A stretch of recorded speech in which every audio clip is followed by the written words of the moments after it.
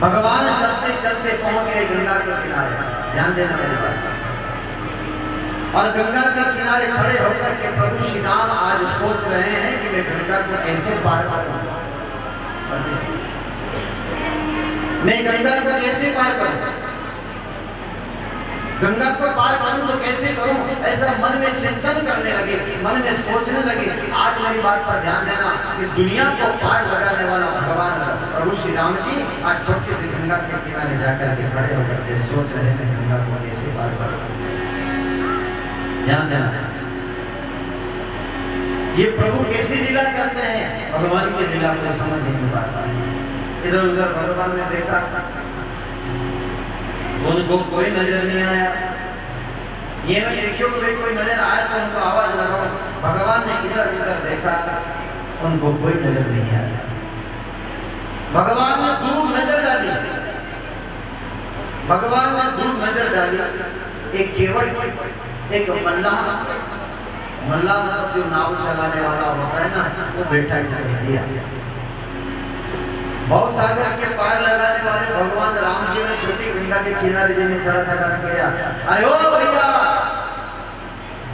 ओ केवटराज, अरे भैया क्या तुम हमसे नाराज हो क्या, हमें नाव में बिठा करके गंगा के पार लगा दो भाई। देखिए भगवान ऐसा कहते हैं और आवाज लगाते हैं, लेकिन केवट ने अपने सर को नीचे झुका लिया, बोले को नहीं हुई, क्योंकि भगवान को उसने समझ गया था कि हे कौन है, समझ गया था भगवान को, और तुरंत अपने सर को नीचे झुका लिया। भगवान राम कहने लगे मेरे भाई, अरे क्या तुम हमसे नाराज हो क्या, तुम बोल क्यों नहीं रहे हो, अरे तुम नाराज हो जाओ तो कौन सी बड़ी बड़ी बात है, हमसे तो आज विधाता ही नाराज है। आज भगवान ही नाराज है, इसलिए 14 वर्ष का वनवास लेकर वन में आए हैं। यूं कहकर के भगवान राम उनके पास जाकर के खड़े हो जाते हैं और कहने लगे मेरे भाई केवट क्या कह रहे हैं कि प्रभु बोले इधर आओ, वह बोला हालाता हूँ राजा, अरे आया हूँ मैं, आता हूँ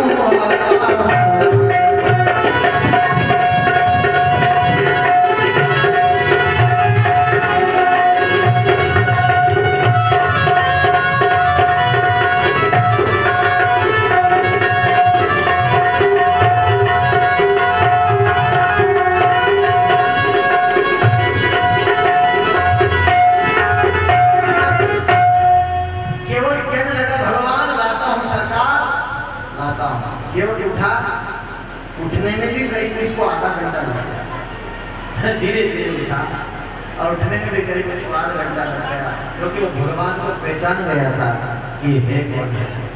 उठने में भी उसको करीब आधा घंटा लगा। धीरे धीरे उठा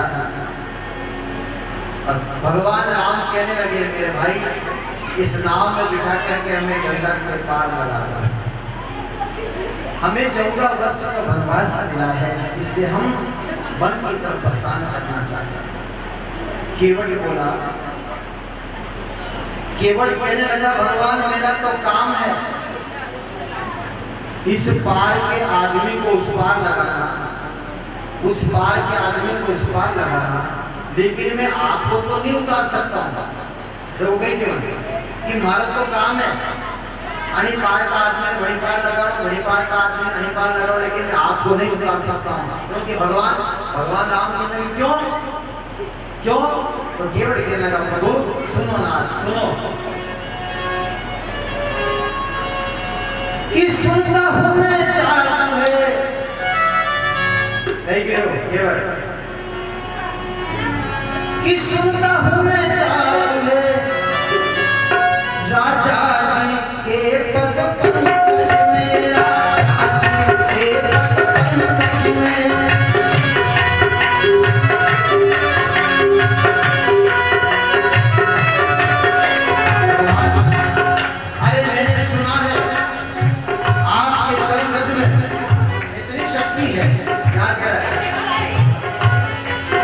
राजा जी के पद पंकज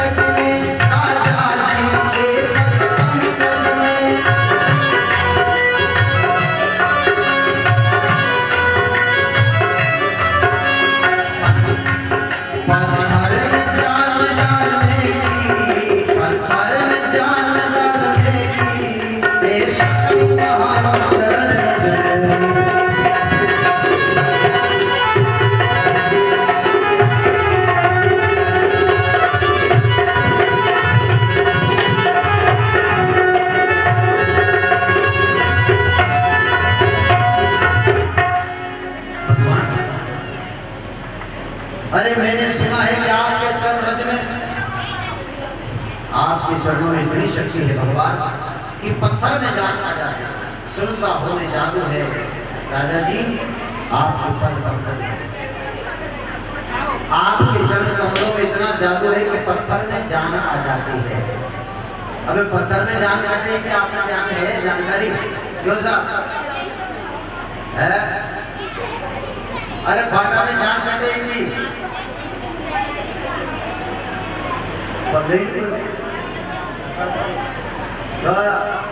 अरे पत्थर में जान काटी। गौतम नारी अहिल्या उन्हें श्राप मिलो तो वो तो पत्थर की नारी हो गई थी, और भगवान जब जाते हैं घर में तो चरण धूरी के लगते ही पत्थर में जान आ जाती है। वो बात केवट ने सुन रखा था, इसलिए केवट कहने लगा भगवान सुनो कि बन गई सुंदर नारी। केवट देखो बोल रहा है कि बन गई सुंदर नारी, अरे चरणों की दूरी के लगते ही जड़ में चेतनता आती है उस जीवन मुरी।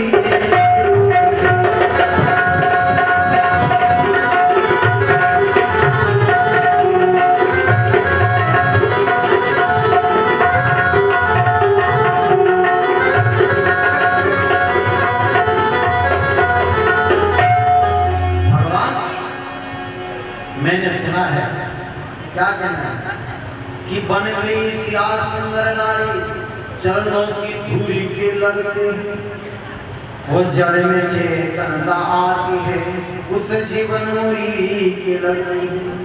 भगवान मैंने सुना है गौतम नारी अहिल्या, कौन थी? गौतम नारी अहिल्या, जिसके चरणों के रज के लगते ही उस जड़ में चेतनता आ गई। भगवान पत्थर से वो नारी बन गई, समझ रहे? पत्थर से वो नारी बन गई। तो भगवान मेरी तो लकड़ी की नाव है, मेरी तो लकड़ी की नाव है। अगर ये नारी बन गई तो हमारे एक नारी मिले घर में, हमारे लुगाई है घर में। मैं बड़ी मुश्किल से खर्चा चलाता हूँ, दिन भर में नाव चलाता हूँ, जो पैसा मिलता है उससे मेरे परिवार का गुजारा चलाता हूँ। और ये भी नारी बन गई, अगर ये भी नारी बन गई तो कैसे मैं मेरे परिवार का गुजारा चलाऊंगा? प्रभु मैं आपको तो नाव में बिठा करके गंगा के पार नहीं लगा सकता हूँ। बड़े भाव से कहने लगे प्रभु। केवट राज कहने लगा भगवान नारायण सुनो तो सही, मेरी बात सुनो। भगवान से कहने लगे भगवान आप नाराज मत होना,